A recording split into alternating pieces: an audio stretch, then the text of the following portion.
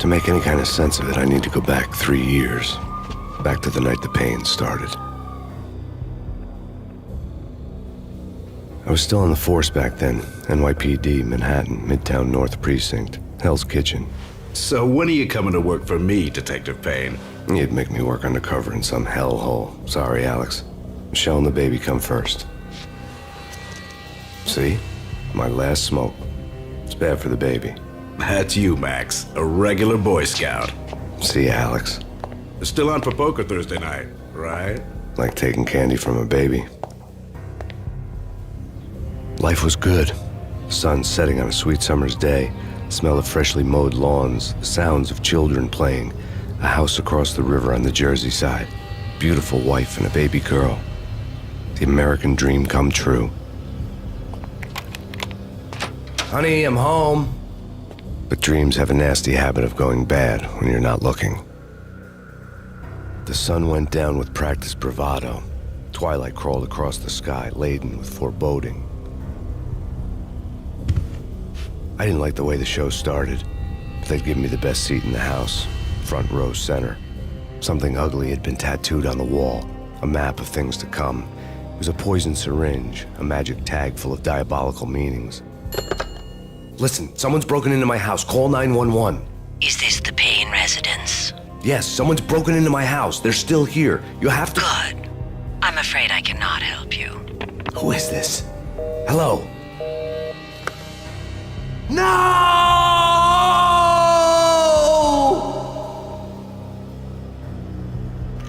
That was 3 years ago. Everything ripped apart in a New York minute. The killer junkies had been high on a previously unknown designer drug, Valkyr, V. After the funeral, I told Alex I'd be transferring to the DEA. It took us 3 long years to get a break in the Valkyr case. Then, finally, 2 months ago, a dime dropper tipped us off that Jack Lupino, a mob boss in the Punchinello crime family, was trafficking. I went undercover, infiltrated the worst mafia family in New York. I came in from the cold and the dark.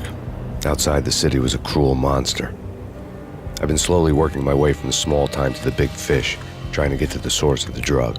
Alex and BB were my only contacts in the DEA, the only ones in this decrepit city who knew I was down here.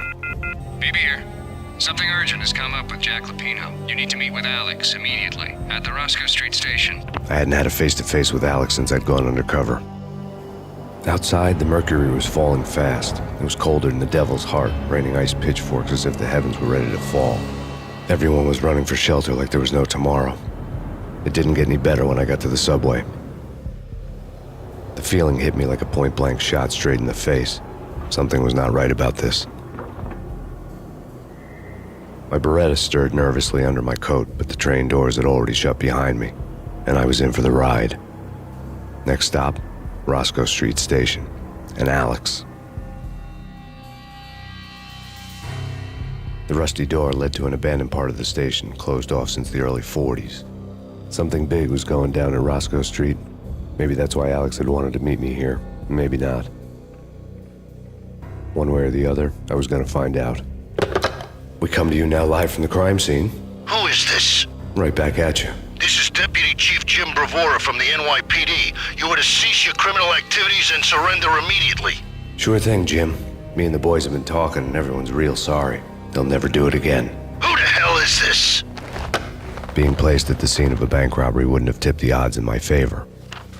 The bank robbers have been after Acer Corporation bonds. The Acer success story had recently been on every channel and on the cover of every magazine.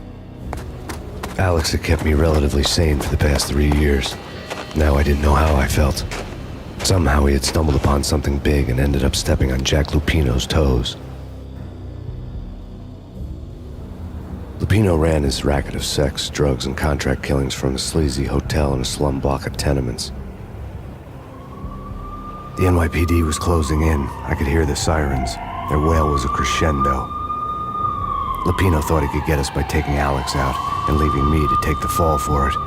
All he had gotten was my attention. I went for the hotel first. It was a sad old thing with flickering lamps and faded colors, cheap mobster punks and tired-eyed prostitutes. I walked straight in, playing at Bogart, like I'd done 100 times before. The place was run by a couple of murdering mobsters with shark smiles. The Finito brothers. Ladies and gentlemen, it's the Payne in the butt. Payne to the max. You're killing me. Did you make that up yourselves, or you get some wino downstairs to come up with it? Don't answer that. A rhetorical question. I got something for the boss. Lupino around? That kind of depends on who's asking. A friend or a junk squad plan. Don't answer. It's one of them, how do you put it, rhetorical questions. Lupino ain't here, but he says bye. Lupino wasn't in his cheap hotel. Instead, I ran into the Finito brothers.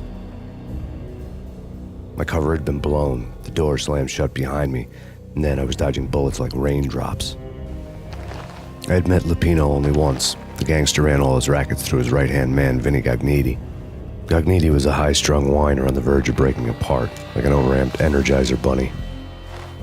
He had the brains to run the business, but he lacked the balls, always falling short, taking his frustration out on underage addicts and call girls.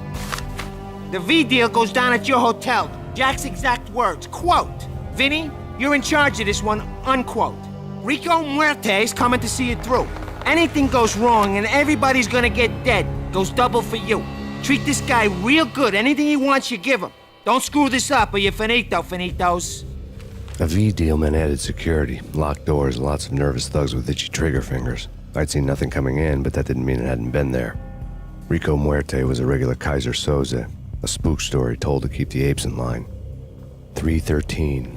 The Finitos had scribbled Muerte's room number on the note's margin. In his press conference today, the mayor stated that Valkyr represents a clear danger to New York and called for drastic actions to eliminate the problem. On today's top story, the Valkyr crisis worsens with the murder of DEA Special Agent Alex Balder. Special Agent Balder had been shot repeatedly from a point-blank range. The gunman has been identified as Max Payne. The noose is sure to tighten around this fugitive criminal as more NYPD units join the search to apprehend him. I had just gotten my 15 minutes of fame. Tonight, the city's fight against the nightmare drug Valkyr took a turn for the worse as DEA Special Agent Alex Balder was found brutally slain at the Roscoe Street subway station. A suspect was seen leaving the site only moments after the shots had been fired, and the NYPD is currently in pursuit of Max Payne, a repeated felon believed to be armed and extremely dangerous. And now the weather. The worst winter storm in recorded history continues to pound the city. Our investigation had turned up nothing to link Angelo Punchinello, the head of the Punchinello family, to Valkyr. All tracks had ended with Jack Lupino. The letter in Muerte's room was signed by the Don himself. It was the first hint that the Kingpin knew what was brewing inside his syndicate. The trouble you got into after the Chicago screw-up. The Punchinello family bailed you out. You have been waiting for a chance to pay us back. One of our trusted boys has a monkey the size of King Kong on his back. We need your special skills for backup on a major deal. Collecting evidence had gotten old a few hundred bullets back. I was already so far past the point of no return I couldn't even remember what it looked like when I had passed it. The old service elevator rumbled down to the bowels of Jack Lupino's hotel. A winter storm warning is in effect in the whole tri-state area, as both freezing rain and heavy snowfall continue. Many roadways are already closed, and people are advised to stay indoors. The severe blizzard has ravaged New York for 3 days now, with no end in sight. We'd been snowed from the start in the Valkyr case. The forecast said there was plenty more where that had come from. But the snowbound city was on my side. Less chance of innocent bystanders getting caught in the crossfire. The diary belonged to a hooker named Candy Dawn. The read would have made a vice cop blush. Had talks with the mystery hag over the phone again. Sent her the latest One-Eyed Alfred tape. As long as the hag keeps paying for the tapes, the old man could come every day for all I care. She had a nice sideline, making secret X-rated flicks of her clients and selling them to the highest bidder. It would get her killed if her V-fix for the day didn't do it first. A dead man tied to a chair lay on the boiler room floor. Captain Baseball Bat Boy has an unbeatable track record in superhero death matches. But a six-pack of root beer gets me every time. The murder weapon was a baseball bat, now lying in a pool of drying blood next to a newspaper folded open on a Captain Baseball Bat Boy comic strip. Two mad dog killers, ready to murder each other. They step into the next room. And I'm thinking, now they're gonna do it. But no. They sit down in front of a TV and solve their differences with the Kung Fu fighting video game. I tell you, Candy, I was so depressed, I strangled them both with the video game cables. Oh, Rico, you're so bad. I am, ain't I?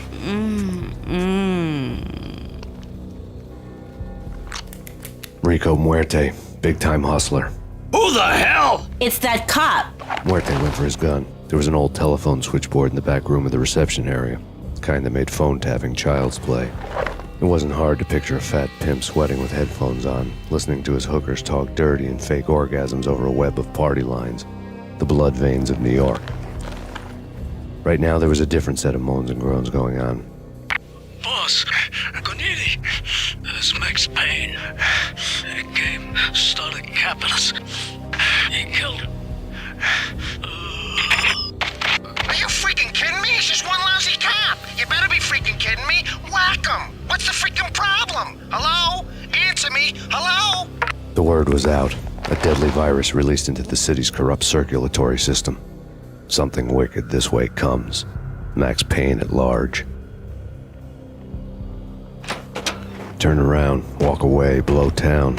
That would have been the smart thing to do. Guess I wasn't that smart. Lupino's tenement buildings were a seedy hangout for all kinds of sleaze. A liquor store, a pawn shop, a laundromat full of mobster bookies and loan sharks. The list went on. The how and why of it was a mystery to me, but they knew I was a cop. They knew I was coming, and they were going to get real trigger-happy about it. I got to see Lupino's hangout all lit up. A bomb went off, turning snow into liquid gold. A pillar of fire lifted the remains of a car straight up into the air. The flames were highlighted on the hood of a black Mercedes-Benz as it coasted down the street real slow, as if the driver didn't have a worry in the world. I got a good look at the man riding shotgun. It was Vladimir, the head of the local Russian mob, the fly in Don Punchinello's soup. The ringing in my ears was the sound of a mob war being waged. Another bomb exploded inside the closest slum building. It was a lucky break. The goons inside were spooked, but luck always came with a price tag. More bombs could still be ticking inside, and the cops would already be on their way. Jack Lupino's suite was on the top floor. At least it used to be, before the explosive makeover. The headlines were screaming bloody murder. The storm was a screaming duet with the approaching prowl car sirens. It was all a scream when you were down for the count and wanted for murder. A beaten-up phone in the entrance hall was ringing. It could have been just a junkie in need of a fix, but it turned out to be something more sinister than that. Am I speaking to Mr. Payne? Who wants to know? My name is Alfred Wooden. You must hurry. The police are on their way. Tell me something I don't know. They know you're there. How? And what's it to you? I will contact you again. The cops arrived, sirens singing in the off-key harmony of a manic-depressive choir. I had a few minutes while the SWAT team would go through their usual routine. By the time they busted in, I needed to be long gone. Max Payne, this is Deputy Chief Jim Bravura from the NYPD. Drop your weapons and come out with your hands above your head. Suddenly it all made sense. The bombs, the Russian mob boss making an appearance in person. Gagnidi was his usual self, all talk and no walk. After our hit, the Russian has only a couple of guns left, and they can be bought. There's no freaking way he has the guts to try anything after that. As it turned out, the Russian had plenty of guts. One thing he could count on, you push a man too far and sooner or later he'd start pushing back. The bombs had destroyed all the stairs up to Lupino's office. The alternate route led there by way of adjoining rooftops. New York City is in crisis tonight, with reports of Valkyr-related gang war in the streets of the Bronx. Apparently, Max Payne, wanted for questioning in connection with the slaying of a DEA special agent earlier tonight, is waging a one-man war against his former partners in crime. Among the listed casualties so far are notorious mafia members Joey and Virgilio Finito, as well as Rico Muerte, himself a fugitive from the law, and a suspect for several murders in the Chicago area. The NYPD has been placed on full alert. A citywide APB has been put out on Max Payne. Deputy Chief Jim Bravura has promised to take whatever steps necessary to bring him to justice. What those steps may be remains to be seen. For NYCNN TV News, this is Kira Silver. Vinny Gognitti, just the man I've been killing to see. Payne? Freaking fed! I knew from day one there was something screwy about you. What do you think you're doing? You're a freaking cop. You ain't got squad on us. You can't just come in here waving your piece like it meant something. Yeah! Oh my God! Oh God, you shot me! Ah! You're dead, Payne! What the hell are you waiting for, you apes? Kill him! Kill him! With pleasure, boss. Gognitti bailed. I made like Chow Yun Fat. The letter was addressed to Don Punchinello, but Vinny had never had the nerve to finish it. Jack's gone voodoo. Just the other night, he shot Dino because he wanted to see what his brains looked like splattered on the wall. He's a freaking mad dog. We're running out of men and business fast. Gognitti had been living in mortal fear of his boss. Jack Lupino was a psycho. Vinny Gognitti was running scared. He could run, but with a bullet in his stomach like a broken bottle of Tabasco, he was quickly running out of time. He knew where his boss was, and I wanted to square things up with Jack Lupino. Gognitti would be moving fast. I don't know about angels, but it's fear that gives men wings. This was my second train ride of the night. The way it started didn't promise anything better than the last one. Freezing wind tearing at my face like sandpaper and razors, ice hard and slick under my hands and feet. And somewhere in the background, the wail of sirens, the city howling after me. New York sped by in fast forward. Dark rooftop water towers and a dead forest of antennas and chimneys, all a blur. When the train he was riding slowed down, Gognitti made his move. Max Payne has nowhere left to go. We are very close to capturing him. You'll get a full statement then. Right now, I've got better things to do, ma'am. That was Deputy Chief Jim Rivera from the NYPD with no further comment at this time. Apart from his suspicious food habits, I figured Bravura to be one of the good guys. Fate had just dropped us on different sides in this. But when it came to capturing me, he was way out of his league. I had already ditched the cops a couple of rooftops back. For now.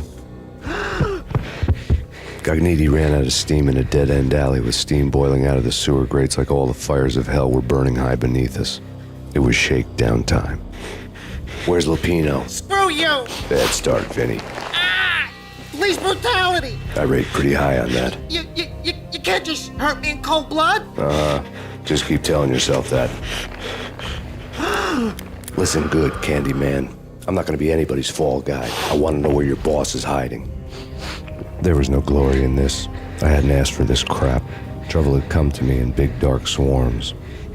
The good and the just were like gold dust in the city. I had no illusions. I was not one of them. I was no hero. Just me and the gun and the crook. My options had decreased to a singular course. I'll tell you, just don't hurt me no more. Lupino's at Ragnarok, the nightclub. Book me, take me, hold me to the freaking jail, just don't hurt me. Your rights will be read at your funeral. Ragnarok was Lupino's private nightclub, a den of drugs built into an old theater. I knew what waited inside. V-head junkies ready to explode in random acts of senseless violence, and Lupino's goon squad, the worst stone-cold killers this side of hell. Ragnarok was as inviting as a headache, flickering and flashing to a machine gun beat. The belly of the nightclub was a gothic theme park that began with bondage games and led to the nasty stuff from there. As subtle with its dark message as a cop killer bullet through the heart, like father, like son, just like Jack Lupino. Given the setting, I was surprised to find that somebody had been passing time reading. The paperback was entitled, The Age of Murder and Storm. The blurb on the back mentioned Norse mythos and Ragnarok, the end of a Viking world with a terrible winter that covered the earth in ice, when vile crimes were rampant and all humanity lost. I could see how somebody impressionable might get it into their head that we were at the end of time. I was also beginning to see what the nightclub and its owner were all about. The room was stacked with light reading, such as Necronomicon, Witchcraft, and Paradise Lost. Old exotic titles like Malleus Maleficarum and De Umbrarum Reini Novum Portis. Books with pentagrams on their covers all dealing with the occult and the infernal, lying between stacks of horror videos and a couple of Ouija boards. The only thing I could take seriously was the thought of Lupino taking it seriously. He had been spending a lot of time getting intimate with the guy downstairs. The backstage area led to Lupino's inner sanctum. The hot air inside was like an invisible wall, thick with incense and something else, a sickly sweet smell that made you gag. This was the rotten core of the Big Apple. Lupino lurked somewhere ahead, like a spider at the center of his web, waiting. The vapors in the air started to make my head swim. Punchinello had threatened Lupino in writing. The note had been torn to pieces, bloody fingerprints all over them. Don't want you to think that one of my boys is not playing with a full deck. Shape up, Jack. We are running a business here. I'd hate to send the trio to strong-arm you. The trio were the Don's notorious henchmen. It was obvious that Lupino hadn't been intimidated by the threat. Jack Lupino was crazy, all right. The table was scattered with notes of demented arcane nonsense written in rusty blood, a mishmash list of demons, devils, and dark gods evoked. Beelzebub, Asmodeus, Baphomet, Lucifer, Loki, Cthulhu, Lilith, Hela, blood given to you all. He was after that old Faustian deal, your soul for power and fortune. Just sign on the dotted line with your blood. Jack Lupino was crazy, all right. Mythic wolves, let loose to devour the sun and the moon. Lupino is the wolf. I'm Mr. Beast, the big bad Fenris wolf. I'm the end of the world man, wearing the flesh of fallen angels. After Y2K, the end of the world had become a cliché. But who was I to talk? A brooding underdog avenger alone against an empire of evil, out to right a grave injustice. Everything was subjective. There were only personal apocalypses. Nothing is a cliché when it's happening to you. I had known there'd have to be a catch in it somewhere, and this one was the Empire State Building of catches. Lupino was pumped up and dying to go 15 rounds with a mutant alligator. And then he started this spooky monkey talk, straight from a bad dream. Mine. I have tasted the flesh of fallen angels. I've tasted the devil's green blood. It runs in my veins. I've seen beyond a world of skin, the architecture of blood and bow and arrow. Death is coming! She is coming, and hell follows with her. This is the twilight winter. I am ready to be her son. Her time is now, and all who stand in her way must die! When Lupino finally went down, I wanted to make real sure he'd stay that way. V was a bad monster. Turned them into friggin' zombie demons from outer space. I think he's dead already. Huh? And that's when it happened. But dead or not, you've got the wrong guy. In stepped this knockout femme fatale holding a gun to my face. I returned the favor. Lisa Punchinello. Lisa Punchinello was the Don's wife. Mona Sachs. Lisa's evil twin. Your safety's off, evil twin. You might hurt someone with that gun of yours. Lisa's the damsel in distress. I'm the professional. I'd blow you away without batting an eye. Sure, and you can check out my credentials splattered all over this joint. Jack couldn't have framed you. Not the state he was in. We're after the same slime bag. Angelo Punchinello's the one who murdered your friend and framed you with it. You know this for a fact? I've got my sources. I don't have a clue these days. I just shoot them as they come. Who put a contract on the Archfiend? This one's mine. I hate the guts of that sadistic wife-beater. Why not pool our bullets for this one? I thought you'd never ask. My finger was starting to twitch. How do you like your whiskey? I'm easy, as long as you don't try to slip me a Mickey. You're a real angel, Max. It was good stuff. Tasted sweet as honey going down. Nothing personal. Can't risk you going berserk and getting Lisa killed.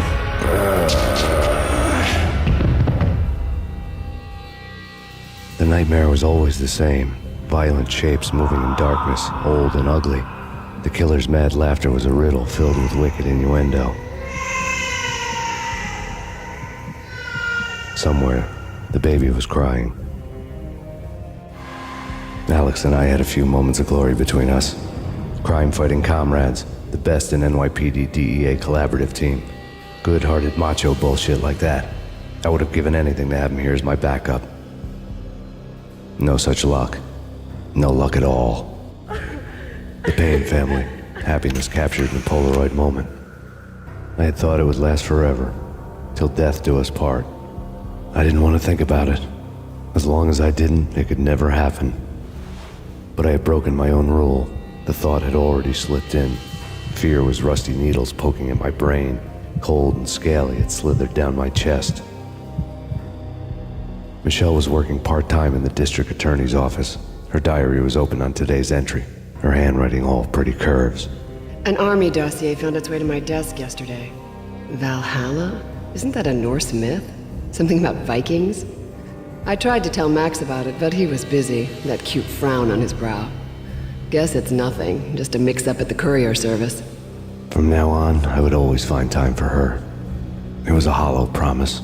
Too little, too late. I woke up in a bad dream. My head felt 2 sizes too small for my brain. Max Payne. I envy your name. And the killer was smiling. Pleased to meet you. I'm Frankie the Bat Niagara. Niagara, as in you cry a lot? He had a baseball bat and I was tied to a chair. Pissing him off was the smart thing to do.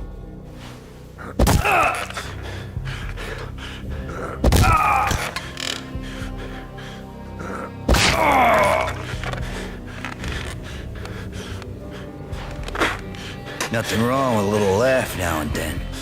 Take me, for example. I love to watch cartoons.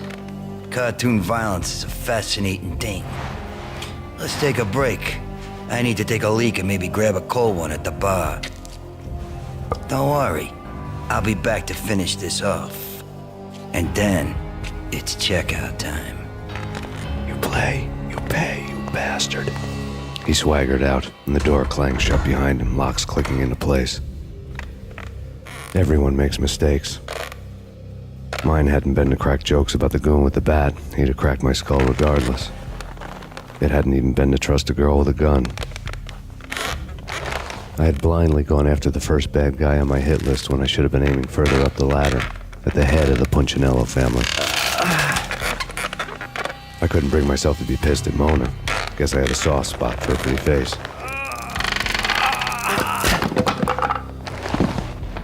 But when somebody decides to play baseball with your head, you tend to get sore. They had dragged me back to the basement of Lupino's hotel. I was beaten, bruised, and blue. I felt like the chair I had broken to get free. All I had was Niagara's bat, sticky with my own blood. Frankie had left his calling card, a Captain Baseball bat boy strip, next to a sewer passage filled with bodies. You'd better not mess with Captain Baseball Bat Boy. Even my arch enemy, Bicycle Helmet Girl, swoons at the sight of me. Aha! There were enough corpses to put a mass murderer to shame. The men in blue had come and gone. They had decorated the place with chalk outlines and tied it together with yellow tape. The cops who had stayed behind were dead. Frankie, his boys, and I had the place all for ourselves.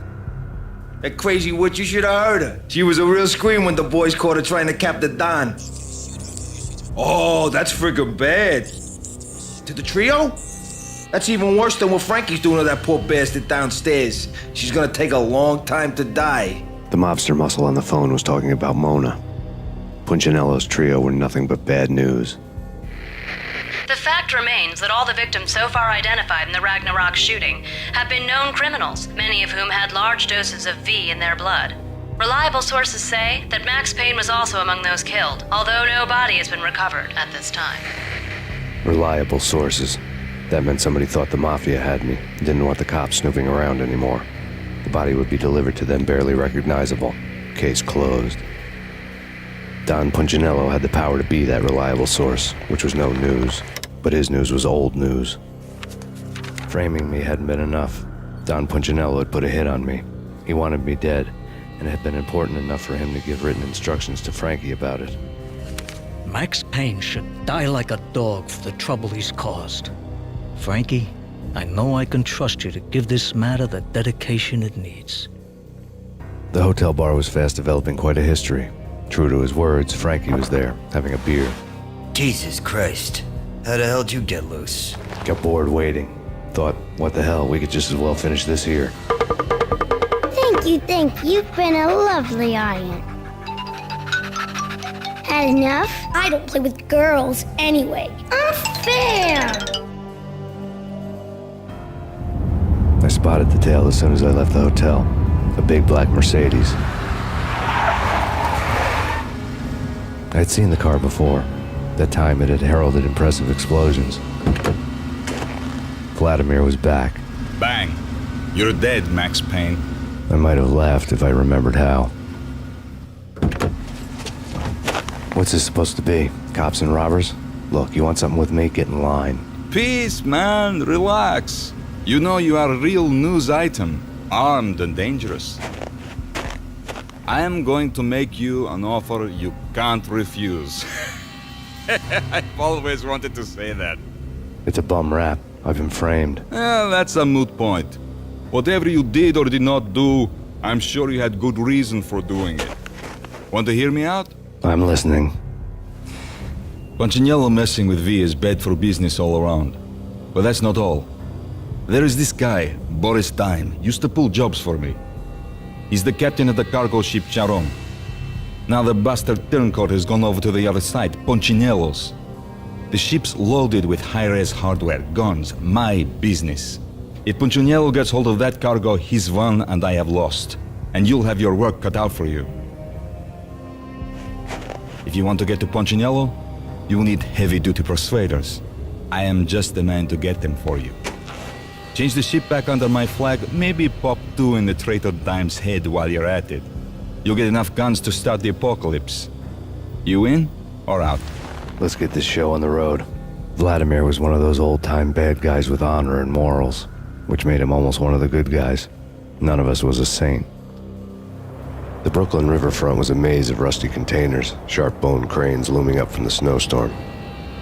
On a night like this, you couldn't help but think of the dark army of dead men sleeping with the fishes, cement shoes in line. No Minotaur lurked in this labyrinth, but somewhere out there, on the clanking deck of his cargo freighter, the skipper of the Chiron was waiting, like the ferryman of the River Styx. Rico Muerte had come to town to do more than just sort out family troubles. Exhibits number 1, 2, and 3. A briefcase of money, a sniper rifle, and an envelope with one word neatly printed on a folded piece of expensive paper. Mayor. It didn't sound like a mafia contract at all. It was too cold and too to the point.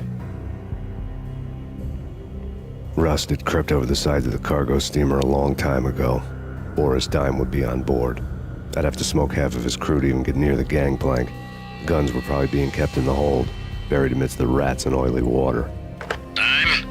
Angelo Puccinello here. Angie, tell me, how much did Dime cost you? I bet it was more than his name. Max Payne. Right the first time. You're dead, punk. You sure you're not confusing me with Boris here? But you are right, of course. Pretty soon we should get together and have a talk. You son of a... Pissing Punchinello off was a dangerous game, but when people get mad, they make mistakes. I should know. That's where I wanted Punchinello, mad enough to trip over his own feet, preferably into a grave. Did you get everything you need? Check. I owe you. Anything you need. This is my solo. When I'm through, Punchinello won't be anybody's problem anymore. Clear as vodka. But anytime you get between a rock and a hard place, just whistle. This could be the beginning of a beautiful friendship. You really get a bang out of this big-time gangster act, don't you? Even with all this firepower, I figured I couldn't get to Punchinello at his manor. I could only hope that he wouldn't pass a chance to hear me beg, to see he's won. This is Max Payne. I want to cut a deal. Payne, you're a dead man. That's what everybody keeps telling me. I got your ship and her cargo. I want to meet. No pain, no gain. Capiche? You know my restaurant? Yeah, I know it. 1 hour. Punchinello's restaurant had seen better days. Snow was falling like ashes from post-apocalyptic skies, but that was outside. Things would soon get hot in the Don's restaurant. I knew it was a long shot, Angelo Punchinello actually showing up, but there was no crime in hoping. Vlad had seen my smoke signals. The Mercedes was revving to go, almost drowning out the banshee wail of the sirens. You coming? We'll drop you off at the Punchinello Manor. Sounds good to me. When this is over, look me up. I could use a professional like you. I'll keep that in mind. The night groaned with cold. The garden lights flickered nervously. In their light, the falling snow was dead white before the darkness ate it up. I had heard the stories. The trio were mad dogs. They'd have hung the heads of their enemies over the manor gates if the capo had only let them. Punchinello wanted Payne. He'd see the pain. The trick in my situation was that there was no trick, no matter what the movies tell you. No rules, no secret mantra, no roadmap. It wasn't about how smart or how good you were. It was chaos and luck, and anyone who thought different was a fool. All you could do was to hang on madly, as long and as hard as you could. Someone had graciously left the back door open for me and killed the guards. My money was on Mona. I knew the trio would be standing between me and Punchinello. I had read their rap sheets, thick as phone books. No one would be walking out of here alive. The numbing cold of the broken night had followed me in. Upstairs, the trio tangoed down the manor halls to the silent rhythm of their murderous hearts, the blood of their victims rust on their lips. Vince Mignano, Pilot Providence, a.k.a. Big Brother, and Joe Deadpan Salem. The pistol was a frozen lump in my hand, piercing the skin, gnawing me to the bone. Someone hadn't enjoyed the Don's hospitality. Someone with a flair for the dramatic. Someone who had let herself out of a locked cell and past a couple of armed guards. My thoughts were on Mona again. I could only hope she was a good enough gambler to walk away while she was still winning, before she'd run into the trio. The word on Lisa Punchinello was that she was a bit of a witch. The tarot cards on the kitchen table fit the picture. They weren't my kind of cards, but I was willing to take a crack at the hand Mrs. Punchinello had dealt. The first card was the tower. Maybe that was supposed to be the manor. It got easy after that. The devil was the master of the house, and death was me, coming for him. You're a real angel, Max. I couldn't tell whether it was Mona or her sister. The body was a mess. The sick bastard had really gotten a kick out of it. Seeing her lying there got me thinking about another woman's body on another bed. Got me thinking about a fallen cradle. Max Payne. Talk to me. Alfred Woden. You've got company. An armed helicopter just landed on the manor grounds. You must hurry. The more the merrier. Outside my door. Hurry. He's coming for me. You gotta hurry. Please. I could hear Punchinello on the phone begging for help. He should have been saying his goodbyes. Punchinello was a pushover. The moment I stepped into the room, he folded like a deuce before a royal flush. No, wait.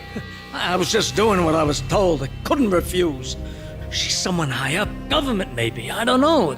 He was trying to buy more sand for his hourglass. I wasn't selling any. I could tell when I was outgunned. It was time to take another beating. The mystery witch was a real barracuda.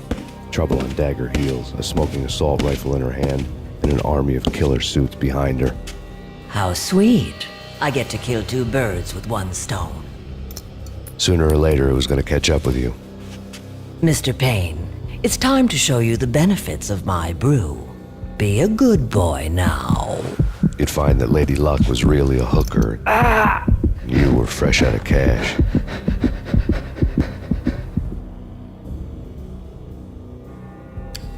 Gentlemen, we're done here. Take me to Cold Steel. She had just given me an OD of Valkyr. I could feel green fire eating my brains. They turned to steam. They did a fade on me. I'd never had a chance. The witch had got me just as sure as if she put a gun to my head and pulled the trigger. The shadows rushed me, bruised mugshot faces hungry for revenge. They knew my weak spots and closed in for the kill. The floor turned into a vortex of green blood. I fell. The flesh of fallen angels. There was something disturbingly familiar about the letter before me. The handwriting was all pretty curves. You're in a graphic novel. The truth split my skull open, a glaring green light washing the lies away. All of my past was just fragmented still shots, words hanging in the air like balloons. I was in a graphic novel, funny as hell. It was the most horrible thing I could think of. Bartender is shiny stuff and dreams are made of stooped necromancers. He sings like a banana wrist, having strayed too close to the constellations on their shaved skulls. It was a bad line in a prank call. Someone spouting insane babble, I couldn't make sense of it. But I had an overwhelming sense of deja vu, and the caller's voice sounded oddly familiar. There was something disturbingly familiar about the letter before me.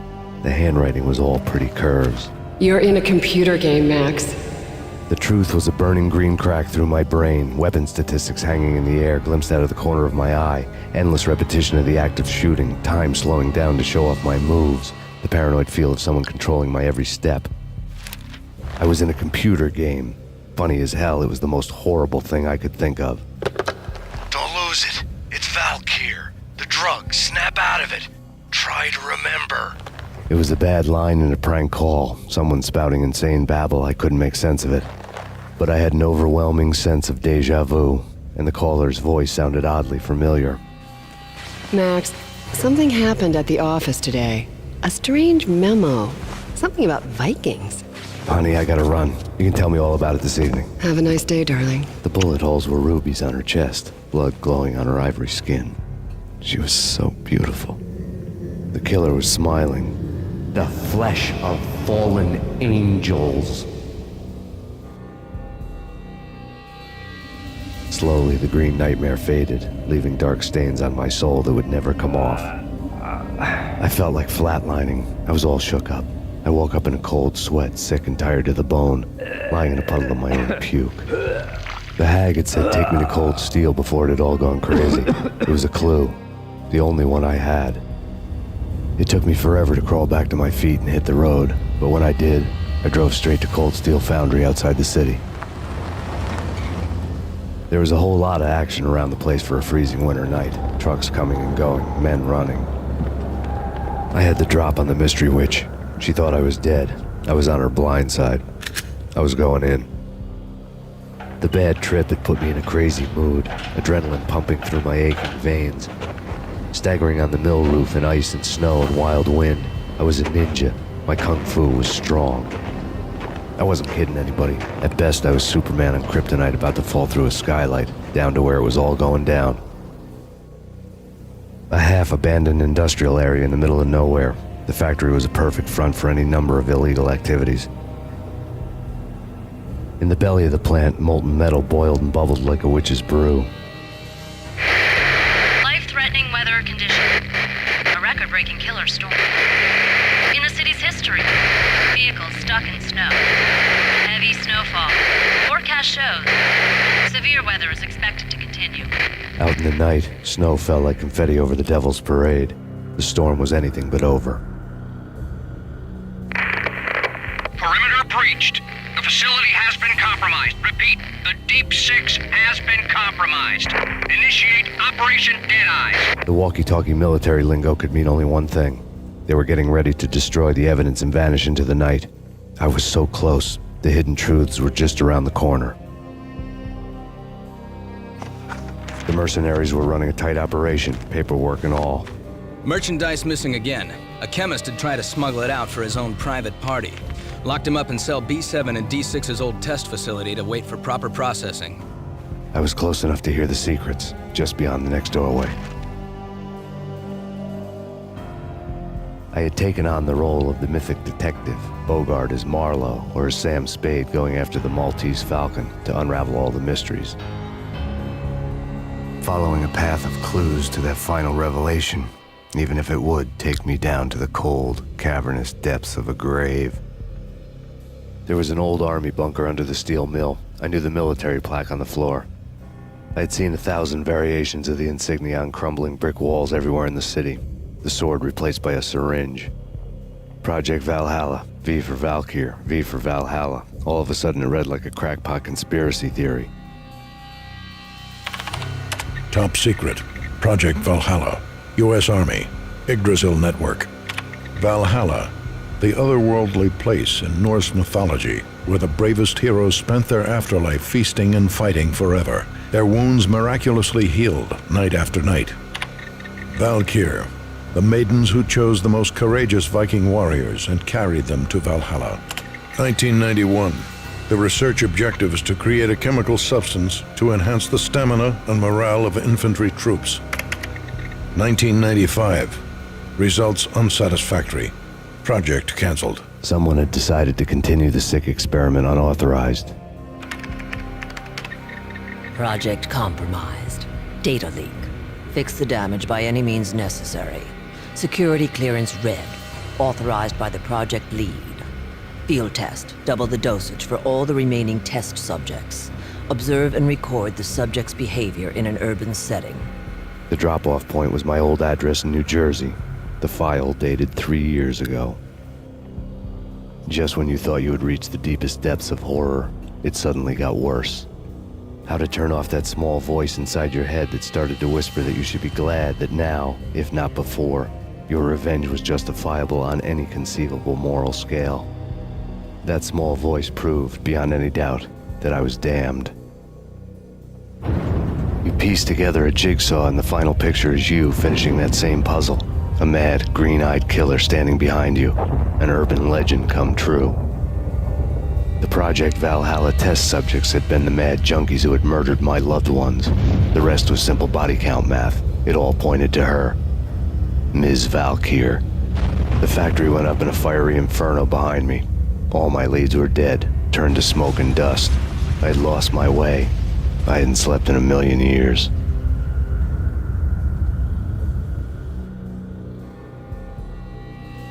I felt thin as death. I've been living on an endless supply of week-old donuts. They were fuel for this crazy furnace inside my head. I couldn't remember when I had last seen the sun. I was on a permanent graveyard shift. When the darkness fell, New York City became something else. Any old Sinatra song notwithstanding. Bad things happened in the night, on the streets of that other city, Noir York City. I was in an all-night diner, downing cup after cup of coffee that tasted like engine oil, when a new message from BB got me back on the killer track. What the hell happened at Roscoe Street? Maxie, I'm going out on a limb here. We need to talk this through, come up with a plan. 2:30 a.m., the Choir Communications Garage. The more I thought about Alex's murder and the frame-up, the more it felt like an inside job. I should have seen it coming. BB had sold me out, and now he wanted to finish what he'd started. The garage was dead. BB showed up in his tailor-made suit, gold watch, and cufflinks to match, all way beyond a cop's pay.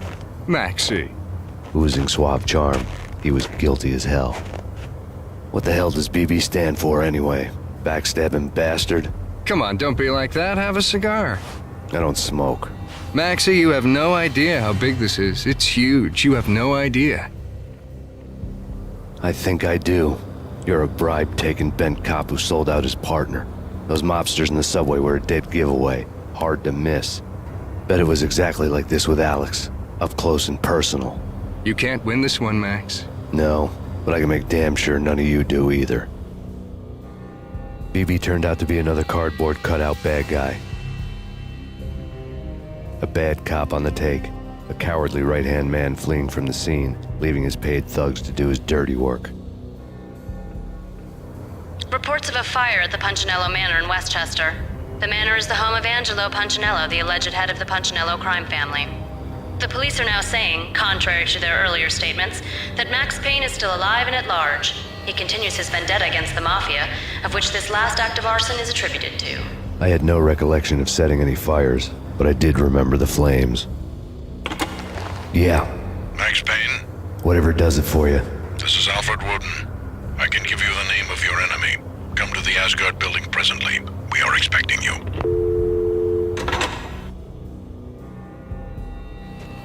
Woden was waiting for me on the steps of the old building. Mr. Payne, let's go inside. The others are anxious to begin. The others? Despite the general misconception, this building actually predates the City Hall by 2 years, thus being the oldest municipal building still in use here at the foot of the Brooklyn Bridge. No kidding. The old man played tour guide as he led me through a dark, domed hall. The answers I was after loomed large ahead. Mr. Payne, I would like to introduce you to my colleagues in what we call the Inner Circle. You've been watching too much X-Files. You have seen the files on Project Valhalla. We can fill the gaps, provide you with the information missing from those files. We were all involved in the early stages of the project during the Gulf War. What's the catch? We would very much like to blow this thing wide open, but our hands are tied. Her name is Nicole Horn. She was the key figure in Project Valhalla. When the funding was discontinued, she simply refused to quit. She knew exactly what she had in her hands. Nicole Horn is the president of Acer Corporation. She has more than half the city in her pocket. This must be kept under wraps. If you try to go public with this, we will deny any knowledge. We need you to take her out. Afterwards, we can protect you. Make all the charges go away. That was the cue for the killer suits to kick in the doors and swarm inside.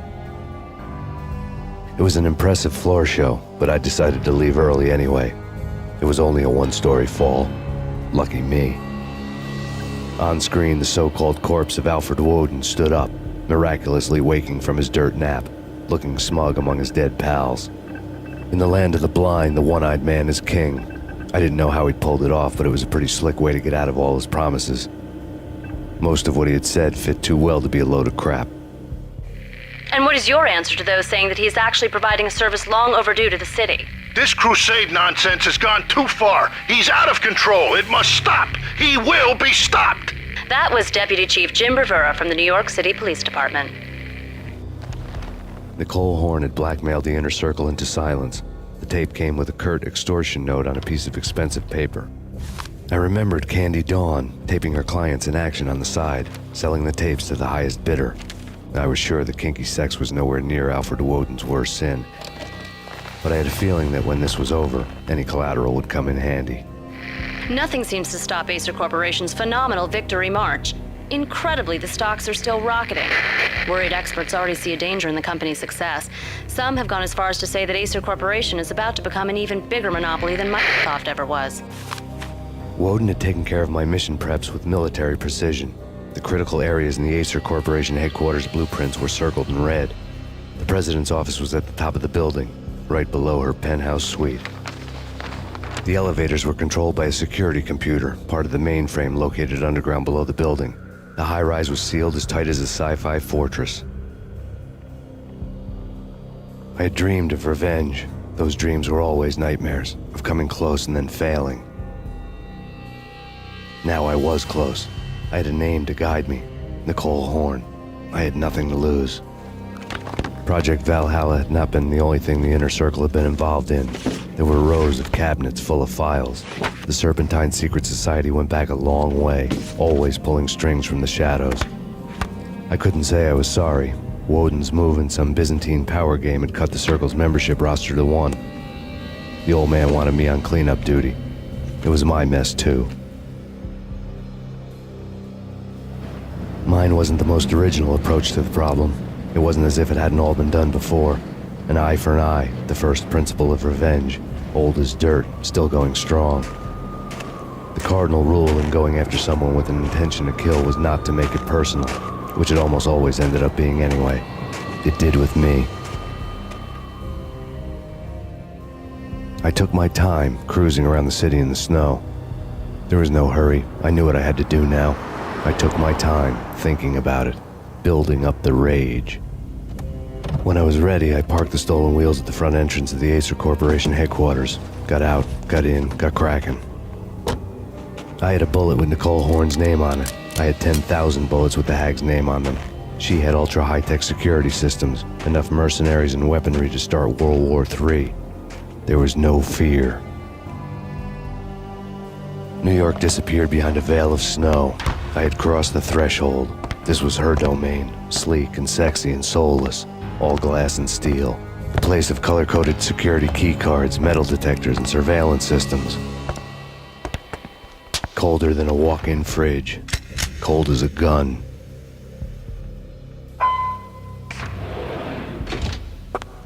Mona, looking good.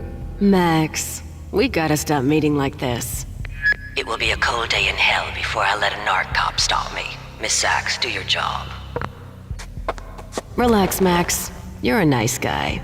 I don't kill nice guys. You're not bad yourself. It was different when Horn wanted Punchinello dead. To cut her ties to the Mafia. He deserved to die. The same goes with her. She's the bad guy here. Her sister was whispering to her in my favor. I knew the appetites of ghosts intimately. They hungered for revenge. No!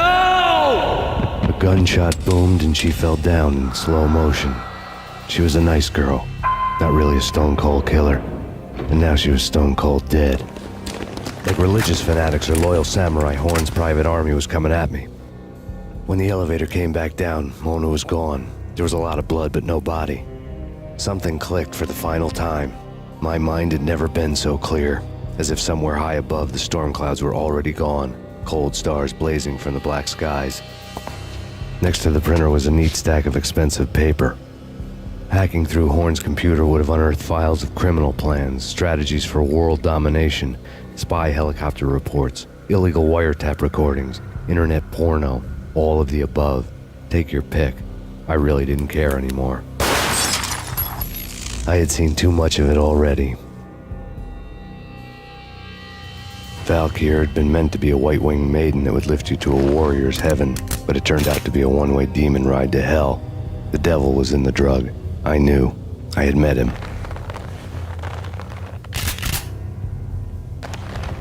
And now I was gonna kill her, the queen of the underworld who had tried to lift herself a bit closer to heaven with her drug money. No begging, no bribes. She knew better. Honor among killers. We who were about to die. Both of us knew how this would end, in pain and suffering. All this because your wife stuck her nose into things that were none of her business. The cops were coming to take me away. The sirens were like a bad conscience I couldn't shake. It's ridiculous you've made it this far. You won't be alive when they get here. And then it was all over. The storm seemed to lose its frenzy. The ragged clouds gave way to the stars above. Max Payne, this is Deputy Chief Jim Bravura from the NYPD. We've got the building surrounded. Throw down your weapons and lie down with your hands behind your head. A bit closer to heaven.